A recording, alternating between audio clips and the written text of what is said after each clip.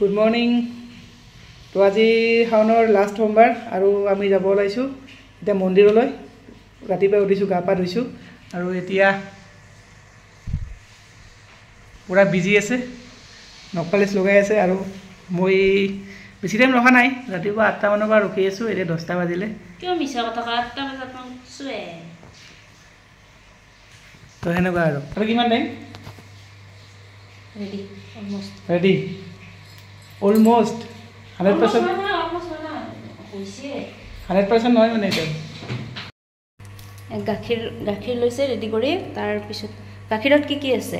মৌ আৰু মৌ, পানী, চাউল।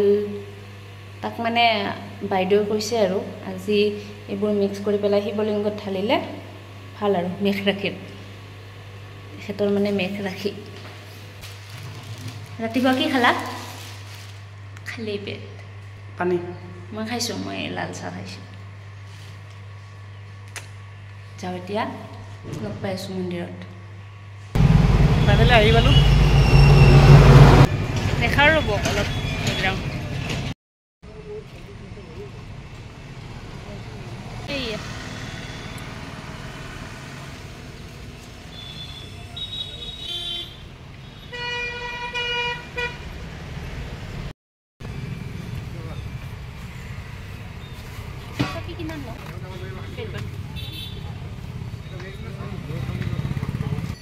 ধেমাজিৰ মেইন টাউনত অৱস্থিত এই মন্দিৰটো এটা জাগ্ৰত শিৱ মন্দিৰ বুলি জনা যায়। আৰু ইয়াত অকল শিৱ মন্দিৰ নহয়, বহুত মন্দিৰ লগ হৈ আছে। ফাইনেলি চাকি জ্বলাই কিবাকে ওলাই আহিলোঁ। ইমান ভিতৰত ভিৰ।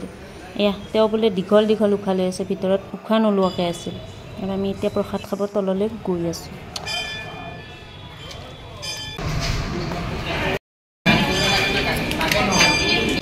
বম টেষ্টি, ভগৱানৰ প্ৰসাদ টেষ্টিয়ে। পূজা কৰা শেষ, এতিয়া চাহ খাব যাওঁ। ঋতুৰাজ আহি পালোঁ। ইয়াৰ মিঠাইবোৰ বহুত টেষ্টি আৰু মই চাহ খাব মন গ'লে ইয়াতে আহোঁ।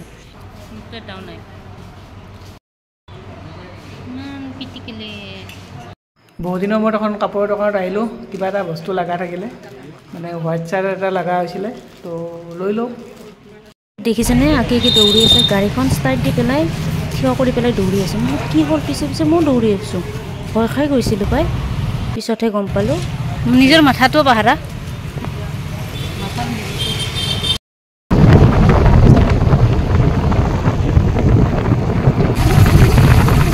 ফাইনেলি আহি পালোঁ। বহুত গৰম, তো বহুত দিনৰ মূৰত ধেমাজিত গৰম পৰিছে আৰু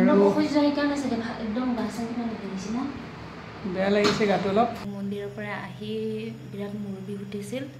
ফ্ৰেছ হৈ পেলাই শুই গ'লোঁ।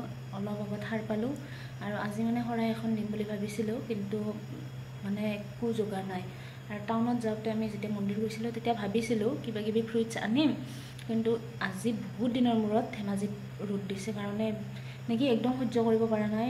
তাতে আৰু বাদ দিয়ক আৰু বহুত গৰম, মূৰৰ পৰা চব উৰি গৈছে, একোৱে অনা নহ'ল।